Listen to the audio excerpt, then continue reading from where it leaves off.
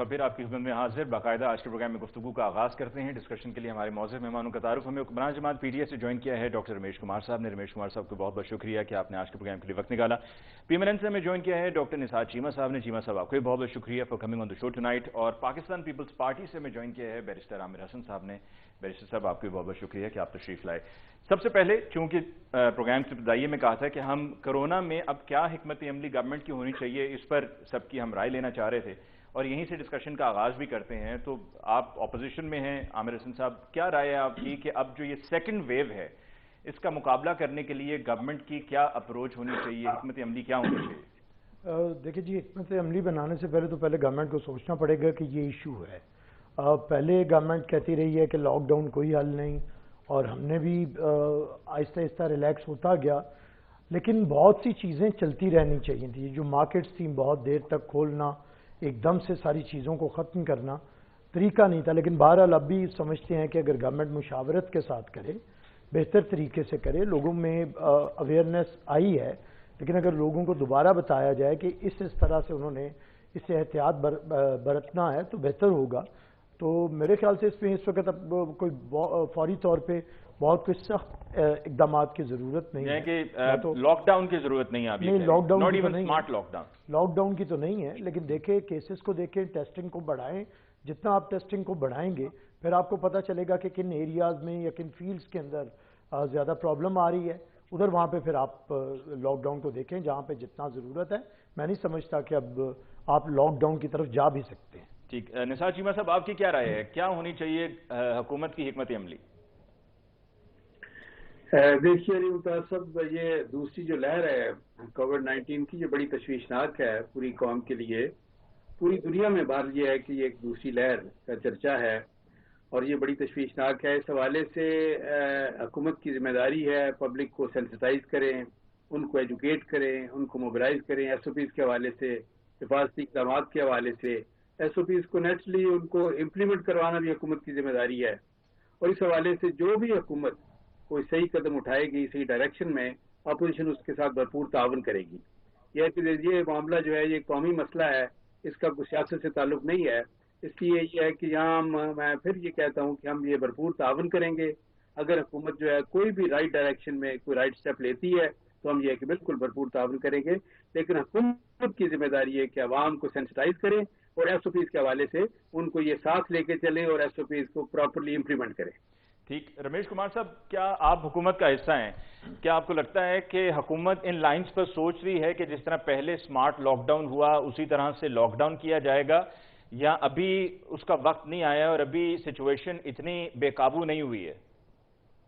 देखिए, इसी तरीके से ही स्टेप बाय स्टेप बढ़ती जाती है। मैं समझता हूँ हमारा पहला एक्सपीरियंस जो है वो काफी मुस्बत साबित हुआ है। इस वजह से हमें उस एक्सपीरियंस का जरूर फायदा होगा, मगर हमें कोऑपरेशन चाहिए।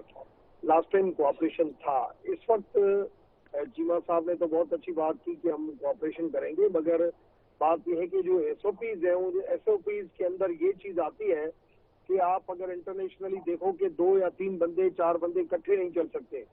अगर कहीं पे किसी को वहाँ पे बिल्कुल पाबंदी है, यहाँ तो हजारों और लाखों लोगों का हम मेड़ा पास जो इकट्ठे करते हैं, तो पहले तो एसओपी के ये खिलाफ चीज हो जाएगी।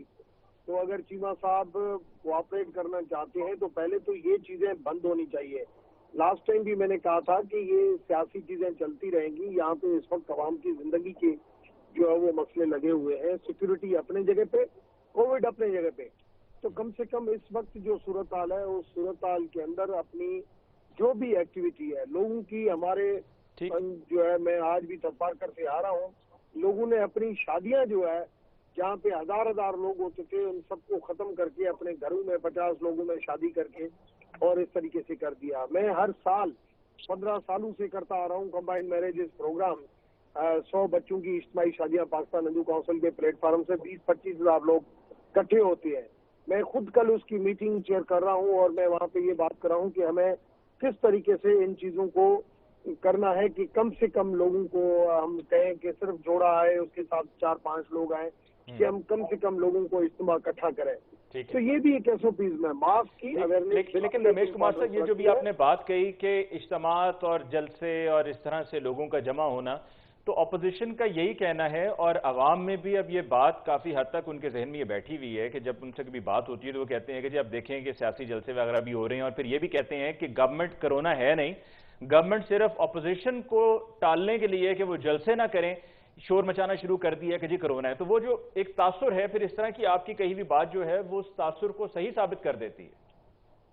دیکھیں، پہلی چیز تو یہ کہ سندھ کے اندر پیپلز پارٹی کی گورنمنٹ ہے. ایک تو میری آبزرویشن یہ، آپ کو پتا ہے میں حق اور سچ کی بات کرتا ہوں، میں سمجھتا ہوں اس وقت گورنمنٹ کی طرف سے جو فیکٹس اینڈ فگر آ رہا ہے اس سے ڈبل ٹرپل کرونا ابھی اس وقت ہمارے ملک کے اندر ہے. جس گھر میں جس جگہ پہ جاتا ہوں وہاں پہ کورونا کا پیشنٹ مجھے نظر آتا ہے جیسے لاسٹ فرسٹ سیگمنٹ میں تھا. وہی صورتحال ہے. میں ابھی بدین گیا، وہاں پہ بھی دیکھا، مگر لوگوں نے اپنے آپ کو کہ بھائی علاج یہی ہے، آئسولیٹ کرنا ہے، یہ کرنا ہے، اس طریقے سے. مگر کووڈ بہت ہے. اپوزیشن اگر یہ آج بھی یہ کہتی ہے وہ مناسب نہیں ہے. آپ نے کل دیکھا کہ چیف منسٹر سنگھ نے بتایا کہ اتنے کیس صرف کراچی کے اندر آئے ہیں اور 5 لوگوں کی ڈیتھ ہوئی ہے. 13 لوگوں کی جو پورے پاکستان میں ہوئی تھی، سندھ میں صرف 5 لوگوں کی. تو سندھ میں تو ان کے پی ڈی ایم کی اپنی حکومت ہے.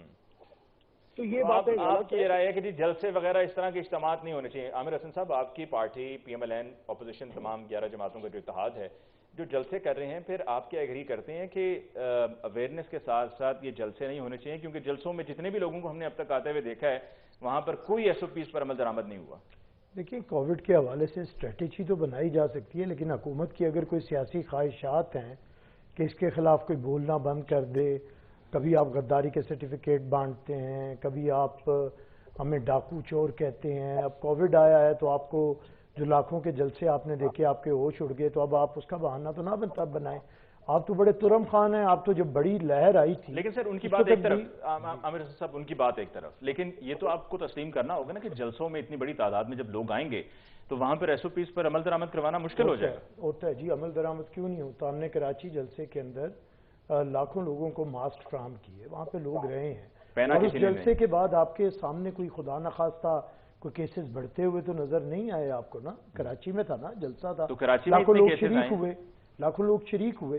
دیکھیں، میرے خیال سے اگر تو حکمت عملی کووڈ کو دیکھ کے بنانی ہے پھر اور بات ہے، لیکن اگر آپ کی کوئی حکمت عملی سیاسی اظہار رائے کو یا سیاسی ہمارا جو حق ہے آئینی اسے سلب کرنے کی طرف ہے تو پھر یہ حکمت عملی نہیں بنے گی. یہ جو آپ کی بد نیتی ہے اس پہ کوئی حکمت عملی نہیں بنائی جا سکتی. ہم نے دیکھیں کووڈ ایک مسئلہ ہے، لیکن اس ملک کا اس وقت سب سے بڑا مسئلہ مہنگائی ہے، اس ملک کا سب سے بڑا مسئلہ بے روزگاری ہے، اس ملک کا بڑا مسئلہ بڑھتی ہوئی غربت ہے، ناکام خارجہ پالیسی ہے، امن و امان کی صورتحال ہے. اس میں لوگ زیادہ پھنسے ہوئے ہیں. اگر اپوزیشن کووڈ کی بات پہ چپ کر کے گھروں میں بیٹھ جائے گی تو پھر کون بولے گا؟ یہ جو کبھی آٹا سستا ایکسپورٹ کرتے ہیں اور مہنگا امپورٹ گندم کرتے ہیں، اسی طرح چینی کے ساتھ کرتے ہیں، اسی طرح انہوں نے کرپشن کے جو ہمیں کرپٹ کہہ کے گردان لگا کے، یہ حکومت اس وقت پاکستان کی سب سے زیادہ کرپٹ حکومت. تو آپ کی رائے میں جلسے ہوتے رہنا چاہیے، گورنمنٹ صرف آپ کو جو ہے وہ پیچھے ہٹانے کے لیے اور آپ کے جلسوں کو ملتوی کروانے کے لیے کروانے کوئی وجہ نہیں ہے. ابھی جب یہ پالیسی لے کے آئیں گے، بتائیں گے اسکولز کے بارے میں، شادیوں کے بارے میں. اگر وزیر اعظم خود جا کے کوڈ آف کنڈکٹ کو توڑ کے گلگت بلتستان میں جا کے وہ جلسے کریں گے تو پھر وہ ہمیں جلسوں سے کیسے روک سکتے ہیں؟ مجھے یہ بتائیں. جی نثار چیمہ صاحب، کیا آپ سمجھتے ہیں کہ جلسوں کو ملتوی ہو جانا چاہیے؟ کہ جب حکومتی ترجمانوں نے اس کا نئے سرے سے ایک شو شروع کیا کووڈ-19 کا کہ دوسری لہر آ گئی ہے، تو عین اس موقع پہ انہوں نے، آپ کو یاد ہے کہ لیاقت باغ میں ایک جلسہ رکھا. جی بالکل یاد ہے.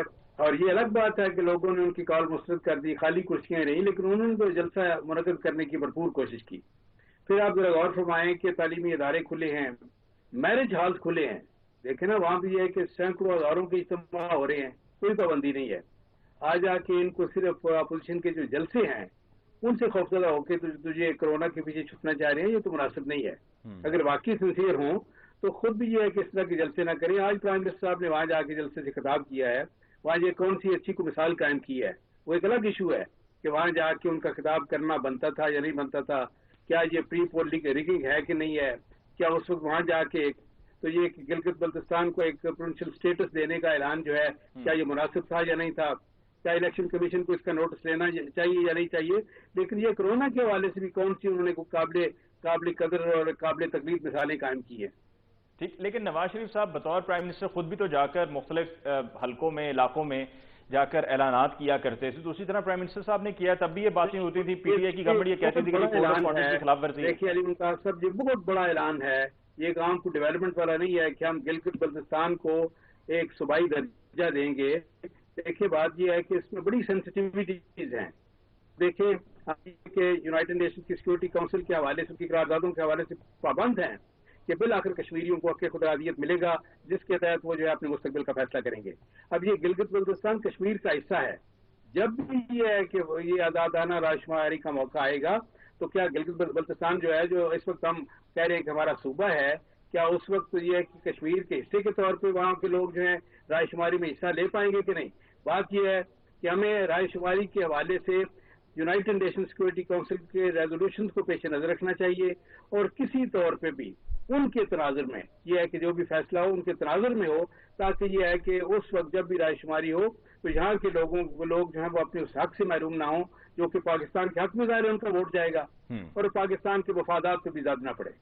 ठीक, आमिर हसन साहब, जो अब बात गिलगित बल्तिस्तान में आज प्राइम मिनिस्टर साहब ने कही है, और वहाँ पर ना सिर्फ ये कि उन्होंने गिलगित बल्तिस्तान को सूबाई हैसियत देने का ऐलान किया है, वहीं पर उन्होंने अपोजिशन के हवाले से भी अपने ख्यालात का इजहार किया, जो कि पिछले कुछ हफ्तों से हम देख रहे हैं कि अपोजिशन कुछ कहती है तो फिर जवाब ज़रूर आता है प्राइम मिनिस्टर साहब का। मैं चाहूँगा कि हम मुख्तसरन उनकी तकरीर का कुछ हिस्सा सुनवा सकेंगे जिसमें अपोजिशन के हवाले से उन्होंने बात की। मैं आज अपनी सारी कौम को कहना चाहता हूँ कि इमरान खान कभी इन डाकुओं को माफ नहीं करेगा, और इंशाअल्लाह आने वाले दिनों में आप देखेंगे कि किसकी टांगे कांपती हैं और किसके माथे पे पसीना आता है, ये सारी कौम देखेगी। शुक्रिया जी। किसकी टांगे कांपती हैं और किसके माथे पे पसीना आता है, आमिर हसन साहब? देखिए पहली बात तो ये है कि political activity chairman Bilawal Bhutto पिछले 10-12 दिन से गिलगित बल्तिस्तान के अंदर तूलो अर्ज़ पे आपने खुद देखा जिस तरह लोग शरीक हुए हैं, और कोई पाकिस्तान का कौमी रहनुमा उन एरियाज़ में कभी नहीं गया जहाँ पे चेयरमैन बिलावल भुट्टो गए हैं, और प्योर एक पॉलिटिकल एक्टिविटी करके आए हैं। जो आपका इलेक्शन कमीशन का कोड ऑफ कंडक्ट है जो इजाज़त देता है उसके अंदर रहते हुए आज प्राइम मिनिस्टर गए और जाके फिर वही इनका वजह यह है कि पॉलिटिकल बात तो इनके पास है नहीं, फिर ये आ जाके इन्हें गालियों का है खुमार आता है और धमकियाँ देते हैं हर एक को। भाई 2.5 साल में आप कुछ नहीं करना है करो, जो पटारी में सांप है निकालो। ये कोई 2.5 साल से तमाशा लगाया है मैं छोड़ूंगा नहीं, पसीने निकाल दूंगा, बेड़ा गर्क आपका हो गया। बिल्कुल जी, आप डाकुओं को नहीं छोड़ेंगे, कोई अलीम खान डाकू हो या अलीमा खान डाकू हो वो निकल जाते हैं, तरीन डाकू हो खुसरू डाकू हो वो निकल जाता है, खुद इमरान डाकू हो या खटक डाकू हो उसके बारे में आप बात नहीं करते। डाकुओं से भरपूर तो ये हुकूमत है, ट्रांसपेरेंसी इंटरनेशनल के तहत ये पाकिस्तान की करप्ट तरीन हुकूमत है। आपके अपने जो कमीशन बने हैं चीनी वाला और गंदम वाला, उसमें जो टीके लगे हैं 300-300 अरब रुपए के, वो आपके लोगों ने लगाया है टीका। अद्वियात की कीमतें जो बढ़ी हैं, ये पापड़ वाला फालूदे वाला वगैरह वगैरह, ये तो इनके मजाहिया कैरेक्टर्स है ना, बातें हैं यार। आपके पापड़ वाला और फालूदे वाले के अगर अकाउंट में पैसे गए हैं भाई, तो क्या पाकिस्तान के अंदर पापड़ वाले और फालूदे वाले को पकड़ना मुश्किल काम है? आप पकड़ लें, और जिनके अकाउंट से गए हैं उन्हें भी पकड़ लें। अब 2.5 साल हो गए हैं अली मुमताज साहब, जो नैब के लॉज हैं उसके तहत कोर्ट को फैसला, नैब कोर्ट्स को करना है 3 महीने के अंदर। अब आप हमें रोज इधर आके कोसने ना दें, गालियां बकने से तो बात नहीं बनेगी। 2.5 साल से आपने एकतरफा तौर पे नैब को चलाया कि सुप्रीम कोर्ट चीख उठा कि आप मैनिपुलेट कर रहे हैं, आप ड्रामा कर रहे हैं, आप आर्म ट्विस्टिंग कर रहे हैं। ये सुप्रीम कोर्ट के फैसले आ गए। आपने 3 महीने के फैसले अगर 2.5 साल में नहीं हुए तो अब शर्म करें इमरान खान और घर चले जाएं। अगर आपसे 2.5 साल में कुछ नहीं हुआ तो इसका मतलब है आप ये तमाशा कर रहे हैं। अब आपसे कोई बंदा ये एहतसाब की बात सुनने पे तैयार नहीं। हम आपसे महंगाई का खात्मा चाहते हैं, हम आपसे वो 1 करोड़ घर चाहते हैं, 1 करोड़ नौकरियां चाहते हैं, 50 लाख घर चाहते हैं, वो 200 अरब डॉलर जो पड़ा हुआ वो लेके आए। अब ये रोजाना में ये कब तक चलेगा ये प्राइम मिनिस्टर साहब की तरफ से कि नहीं छोड़ूंगा और इन डाकुओं के साथ जो करना है वो हम करके रहेंगे? फिर अभी आज जैसे कि गिलगित बल्तिस्तान में उन्होंने कहा कि जी वक्त बताएगा कि किसकी टांगे कांपती हैं और किसके माथे पे पसीना आता है। देखिए अली मुमताज साहब, पॉलिटिकली जो जलसे होते हैं वहाँ पे पॉलिटिकली लोगों को अट्रैक्ट करने के लिए ऐसी बातें होती हैं और अपना मैनिफेस्टो जरूर जो है ठीक, वो यहीं पर अगला सवाल उसमें मैं ऐड ऑन कर दूं। तो इसका मतलब ये है, आपकी बात से हम ये क्या अखज़ करें, आप ये कहना चाह रहे हैं कि जो गिलगित बल्तिस्तान को सूबाई हैसियत देने का ऐलान हुआ है, ये भी सिर्फ लोगों को अपनी तरफ मुतवज्जे करने के लिए और उनकी सपोर्ट हासिल करने के लिए, क्योंकि वहां पर इलेक्शंस होने जा रहे हैं? रमेश कुमार साहब, आवाज आ रही है आपको सर?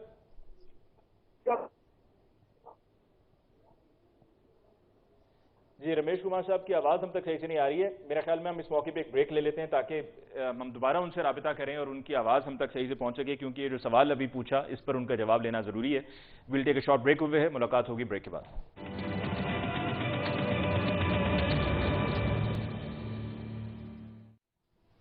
नाज़रीन, ब्रेक के बाद एक दफ़ा फिर आपकी खिदमत में हाजिर। रमेश कुमार साहब, आपसे वक्फे पे जाते हुए सवाल पूछा था, आपकी आवाज़ हम तक नहीं पहुंच रही थी, दोबारा दोहराए देता हूं कि आपने कहा कि जी जलसों में ये सब होता है, ऐलानात होते हैं लोगों को अपनी तरफ मुतवज्जे करने के लिए, तो फिर इसका क्या मतलब हम ये समझें कि जो सूबाई हैसियत देने का ऐलान हुआ है गिलगित बल्तिस्तान को, वो भी उसी का हिस्सा है कि जलसे में बस कह दिया और लोगों को अपनी तरफ मुतवज्जे करने के लिए, और इलेक्शंस होने जा रहे हैं तो लोगों को कुछ ना कुछ तो ऐसा कहना था कि जिस पर लोग फिर पीटीआई के जो टिकट होल्डर्स हैं उनको वोट करें? देखिए, ये तो हमारी गवर्नमेंट ने ये फैसला किया है गिलगित को सूबाई हैसियत देने का, मगर मैं उसको और भी टेक्निकली इंटरनेशनली सोच रहा हूँ कि आया वो कितना पॉसिबल है और उसके क्या फायदे हैं, क्या नुकसान है। आगे चल के ये सारी चीजें डिबेटेबल होती हैं। जैसे फाटा के हवाले से मैंने केपीके के अंदर इंतजाम की बात की, तो मैं समझता हूँ वो ज्यादा बेहतर बात थी, और नून लीग ने इनिशिएटिव लिया था तो हमने उसको तकमील तक पहुंचाया, और आखिर में ये नून लीग के टाइम पे ये हुआ था, उसको पहुंचाया। ऐसे अगर साउथ पंजाब की बात की जा रही है तो मैं समझता हूँ वो बिल्कुल होना चाहिए। तो हर बंदे की अपनी राय है, मगर मैं ये जरूर समझता हूँ कि इस वक्त जो मुल्क के हालात हैं और जिस किस्म की एग्रेशन की सियासत हो रही है, ये मुल्क को बहुत पीछे लेके चली जाएगी। वो बात अपनी जगह बजा रमेश कुमार साहब, लेकिन आपने अभी खुद कहा, दो बातें आपने कही, एक पर तो मैंने आपसे सवाल पूछ लिया, दूसरा आपने कहा कि जनूबी पंजाब की आपने बात की, तो जनूबी पंजाब का भी ऐलान आपकी गवर्नमेंट ने किया था, लेकिन वहां पर अलहदा सूबा जनूबी पंजाब का नहीं बनाया गया। तो फिर लोग क्या इस बात को समझें कि हाँ जी ये भी एक सियासी नारा था, एक सियासी ऐलान था जो आज हुआ है? नहीं, जनूबी पंजाब मेरे ख्याल में बनना चाहिए और बन रहा है। आपने देखा कि वहाँ पे काम भी शुरू हो गया और वहाँ पे सेक्रेटरीट भी बन गई, वहाँ पे एक ACS भी रखा गया है, और वहाँ पे मेरे ख्याल में ये प्रैक्टिकली इतना इजी नहीं होती है, और इसको बिल्कुल कर रहे हैं। मगर सूबे बनाने के लिए उसी प्रोविंशियल असेंबली से भी जो है इनका भी रेजोल्यूशन चाहिए होता है, तो उसमें थोड़ा सा टाइम लगना और इशू है। मगर ये जो भी हो एमिकेबली सेटलमेंट की, ये जो मेजर डिसीजन होता है जो पाकिस्तान या इंटरनल या एक्सटर्नल जो स्ट्रक्चर को चेंजेस आती है, वहां पे मैं समझता हूँ सारी पॉलिटिकल पार्टीज का इनपुट जरूरी होता है। एज ए सीनियर पॉलिटिशियन मेरी राय ये है, ये इंडिविजुअल की चीजें डिसीजन नहीं होने चाहिए, और उसके लिए अच्छा माहौल पैदा करना चाहिए। अच्छे माहौल के लिए आपको चोर, डाकू, नायल और नालायक के अल्फाज खत्म करने चाहिए। अगर आज भी हम अगर इन अल्फाजों में घूमते रहे, रेसिप्रोकल रेस्पेक्ट के साथ आगे नहीं बढ़े, तो मैं समझता हूँ फिर देर हो जाएगी। अली मुमताज, मैं तो रमेश कुमार साहब, क्या प्राइम मिनिस्टर साहब ने आज इलेक्शन कमीशन के कोड ऑफ कॉन्डक्ट की खिलाफ वर्जी की या नहीं?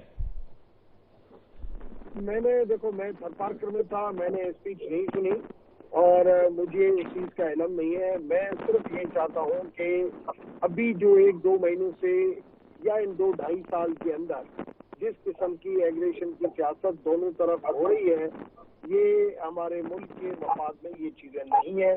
जब तक हम इंटरनली डेमोक्रेटिकली हम जब तक मजबूत नहीं होंगे, एक्सटर्नल हमारे मुल्क के ऊपर इन्वॉल्वमेंट, इंटरफेरेंस हर किस्म की जो है वो होती रहेगी। मुझे ये बताएं, अगर फेटअप का इशू आता है, नुकसान किसका होता है? किसी पॉलिटिकल पार्टी का नहीं होता है, नुकसान पाकिस्तान का होता है। DSP प्लस होता है, नुकसान पाकिस्तान का होता है। इस्लामी ब्लॉक का मसला होता है, उधर अगर डिसीजन, ये जो भी डिसीजन है, मैंने देखिए ज्यादातर हम चंद लोग हैं जो सीनियर पॉलिटिशियन हैं, ज्यादातर इस वक्त असेंबली के अंदर काफी नए पॉलिटिशियन आ गए हैं और उनको ये समझना पड़ेगा कि सीनियर सियासत, मैंने तो इवन अयाज सादिक की स्टेटमेंट के ऊपर भी ये बात की कि गद्दारी के सर्टिफिकेट बंद होने चाहिए, मगर साथ में मैं ये समझता हूँ कि अयाज सादिक एक सीनियर कुलीग है, میرے ساتھ اتنے عرصے سے پولیٹیشین ہے. میں سمجھتا ہوں ایاز صادق کو بھی یہ اپنے الفاظ واپس لینے چاہیے کہ میرے الفاظ چیمہ صاحب کی طرف جاتے ہیں. یہ گریسفل دکھانا چاہیے. جی چیمہ صاحب کہ کارکردگی کے حوالے سے ہمارے ملک کی تاریخ کی یہ موجودہ حکومت بدترین حکومت ہے. آپ اندازہ کر لیں کہ جو مہنگائی نے جو صورتحال کر دی ہے عوام کے لیے، عوام کا جینا مشکل ہو گیا ہے. مہنگائی کے ریکارڈ دیکھیں، لاقانونیت کے ریکارڈ، بے روزگاری کے ریکارڈ، اپنی کرنسی کو بے قدر کرنے کے ریکارڈ، یو ٹرن کے ریکارڈ. اب حالت یہ ہے دیکھیں کہ عوام کا چونکہ جینا مشکل ہو گیا ہے، ان کے پاس کوئی جواب نہیں ہے، کوئی یہ پرفارمنس چونکہ بالکل یہ صفر ہے. حالت یہ ہے کہ جب ان سے پوچھیں کہ بھائی یہ دیکھیں کہ یہ بجلی کی قیمت اتنی ہو گئی ہے، ان کا جواب ایک ہی ہوتا ہے کہ نہیں چھوڑیں گے، جیل میں ڈالیں گے. بھائی گیس کی قیمت بڑھ گئی ہے، ہم یہ ہے کہ کسی ڈاکو کو نہیں چھوڑیں گے. بھائی یہ دیکھیں یہ کہ ڈالر کہاں سے کہاں چلا گیا ہے، ہم یہ ہے کہ دیکھیں اب یہ کہ آئندہ کس کو پسینہ آئے گا. ہم جب کہتے ہیں کہ اتنی بے روزگاری ہو گئی ہے، یہ کہ دیکھیں آپ کس کی ٹانگیں کانپتی ہیں. یہ عجیب لطیفہ ہے. ہم پرفارمنس کی بات کرتے ہیں، ان کے پاس ایک ہی بات ہے کہ نہیں چھوڑیں گے، کسی کو نہیں چھوڑیں گے، جیل میں ڈالیں گے، یہ ہوگا وہ ہوگا. یہ کیا ہے؟ بات یہ ہے کہ چیمہ صاحب جو اداروں میں ٹکراؤ کی سیاست ہے، اداروں پر جو الزامات کی سیاست ہے، کیا آپ نہیں سمجھتے کہ آپ کی پارٹی کو اس میں سے نکلنا ہوگا؟ آپ کی پارٹی پہ چھاپ لگنا شروع ہو گئی ہے اور گورنمنٹ کو آپ نے خود موقع فراہم کیا ہے، جیسے کہ پرائم منسٹر صاحب نے بھی کہا کہ جی آپ تو مودی کی زبان بول رہے ہیں. دیکھیے یہ فرمائیں کہ مودی صاحب خود کہہ رہے ہیں، مودی صاحب نے چند دن پہلے آپ کو پتا ہے یہ فواد چودھری صاحب کا بیان لے کے مودی صاحب اس کا حوالہ دے رہے ہیں کہ بھائی پاکستانی حکومت کا ایک وزیر، مرکزی وزیر اسمبلی میں کھڑے ہو کے کہہ رہا ہے کہ پلوامہ میں ہم نے گھس کے ہندوستان کو مارا. اندازہ کر لیں کہ ہمارا موقف یہ ہے کہ وہاں پلوامہ پہ بھارتی قافلے پہ، فوجی قافلے پہ جو حملہ ہوا وہ مقبوضہ کشمیر کے حریت پسند نے کیا تھا، پاکستان سے اس کا کوئی تعلق نہیں تھا. اور یہ کہ یہ فرما رہے ہیں کہ پلوامہ میں ہم نے گھس کے مارا. یہ اندازہ کر لیں یہ بھارت کا بیانیہ. بھارت کا بیانیہ وہ تھا جب عمران خان نے یہ کہا کہ القاعدہ کے دہشت گردوں کو ISI نے ٹریننگ دی.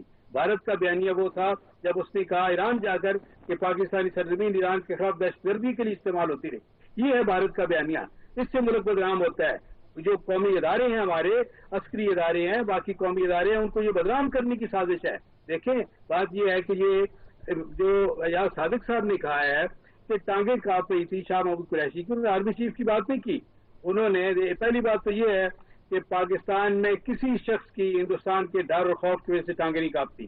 علی ممتاز صاحب یہ بات میری یاد رکھیں کہ 22 کروڑ عوام جو ہیں ان میں اللہ تعالیٰ کے فضل و کرم سے ہندوستان کے حوالے سے وہ جوش و جذبہ ہے، وہ خود اعتمادی ہے کہ کسی پاکستانی کی ہندوستان کے ڈر و خوف کی وجہ سے ٹانگیں نہیں کانپتی.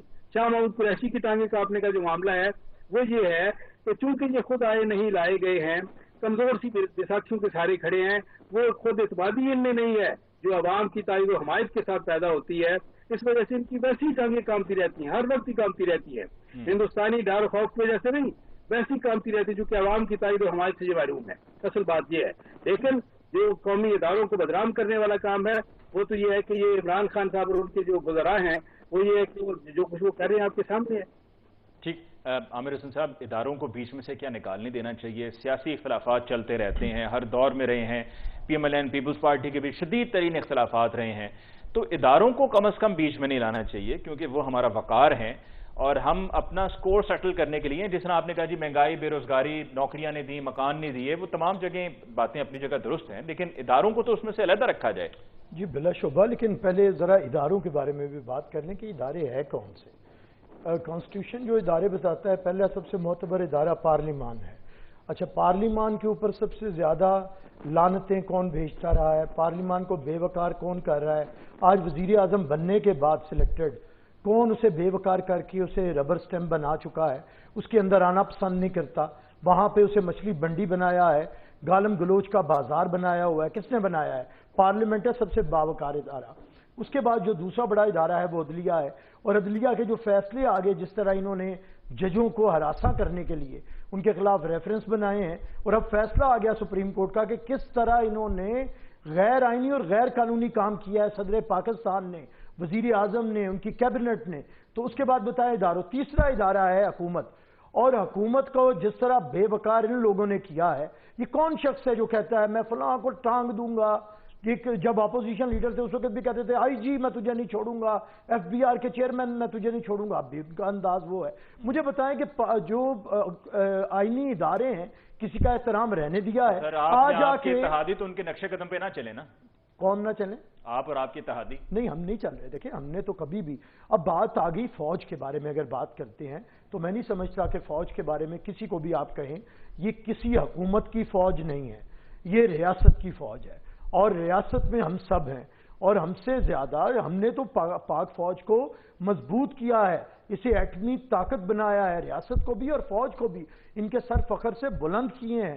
بھارت جیسے ملک سے 93,000 قیدی واپس لائے ہیں، 5,000 مربع کلومیٹر واپس لے کے آئے ہیں، ملک کو میزائل ٹیکنالوجی دی ہے، ملک کو پاک فوج کو مضبوط کیا ہے، اور یہ ملک کے فوجی جانتے ہیں کہ پیپلز پارٹی ہے یا پولیٹیکل پارٹیز ہیں ان کے ساتھ ہیں۔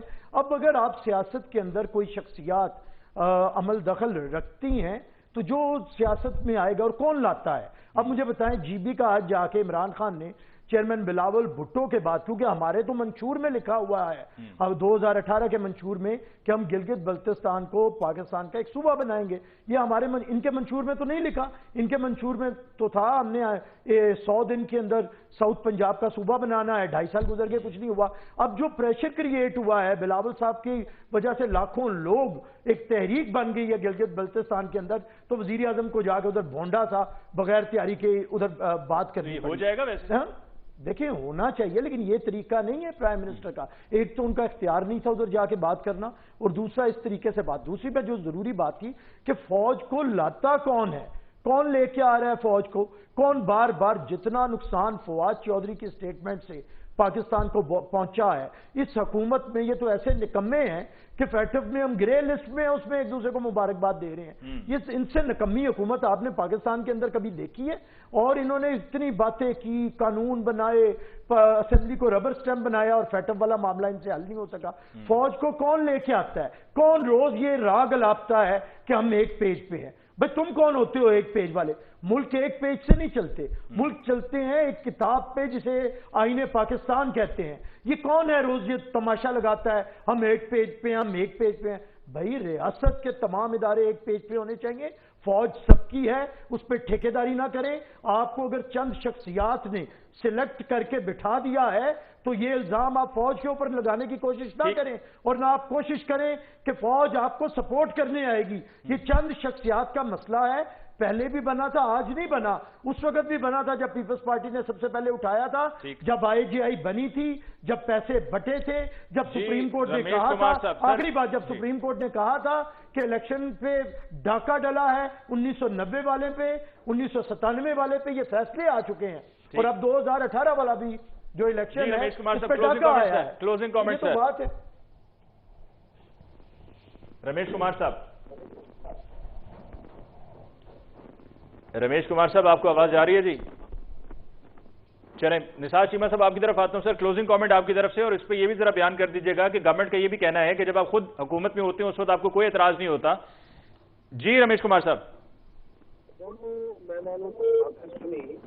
دیکھیں میں اتنا ایگزیکشن میں تو خیر بات کرتا نہیں ہوں، مگر بات سمپل میں یہ ہے کہ اگر الزام لگانے کے اوپر آئے تو شروع سے لے کے 18 سال مجھے بھی اسی پارلیمنٹ کے اندر ہوئے ہیں، میں ان ساری حکومتوں کو دیکھ چکا ہوں کہ کون کتنے پانی میں ہے، کون کتنے پانی میں نہیں ہے، مگر آج جو ملک کے حالات ہیں میں سمجھتا ہوں ان ملکی حالات کے اندر ہمیں یونٹی کی ضرورت ہے، ہمیں کم سے کم ایک دوسرے کے اوپر الزام سے تو سر یہی تو کہنا ہے کہ گورنمنٹ جو ہے وہ الزامات کا جواب الزامات سے، یا کوئی سٹیٹمنٹ ہوتی ہے تو پھر کاؤنٹر سٹیٹمنٹ دینے کے بجائے مل بیٹھیں، مطلب اس مسئلے کو حل کریں نا، یہ ہم کس طرح نکل پڑیں گے، اس کا کوئی نہ کوئی تو اس مسئلے کو سلجھانا ہے ہم نے۔